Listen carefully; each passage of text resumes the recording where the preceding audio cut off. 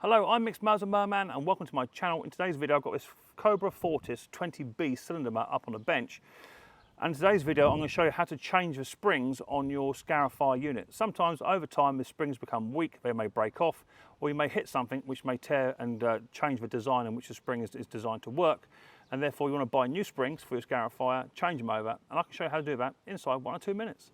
If it's your first time watching Micks Mowers Merman, hit the subscribe button, whack the old bell, set notifications to all, that way you'll be told next time I upload another video. So without further ado, let's get down and dirty.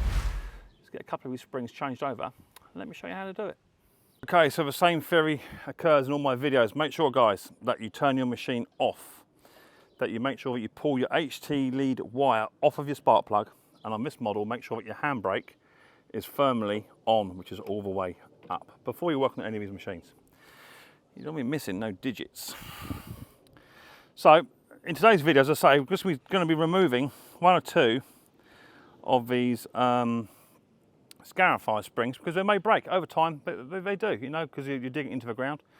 So let me get the camera repositioned and I'll show you how to do it. Right, so this should be quite simple and straightforward. As you can see, on these Scarifier springs, they have like little tiny tails on them, okay? And that's what digs into the ground and tears up the thatch and brings the thatch up to the top of the lawn, okay? Now over time, these little tiny springs, they tend to just snap right here on the top here. Just snap just here. And what happens is you don't get a clear Scarifier. You know, it doesn't cover all the areas that you may want it to. So, to remove these are slightly different to other models. To remove these, I've found the best thing to do is to pull one of these springs all the way out. Like so. So it's like that, okay? And then that will then form a bit of tension on this side here. And what I find is you get a pair of long nose pliers and just grab hold of that whole spring, like so, and just push that spring all the way off the other side. Once it comes off, it's got a little tiny U shape underneath here. Now that U shape will sit, let me just show you where it sits on this Scarifier attachment. There's a little tiny clamp just under here. You see that? So that spring, what it does, it sits up inside there and it goes up and over, okay?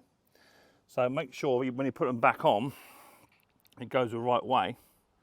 And then just to simply readdress it, put it back on again, make sure your springs are on the right way around, which will be the claws will be clawing up this way, okay, reaching over the front of the mower.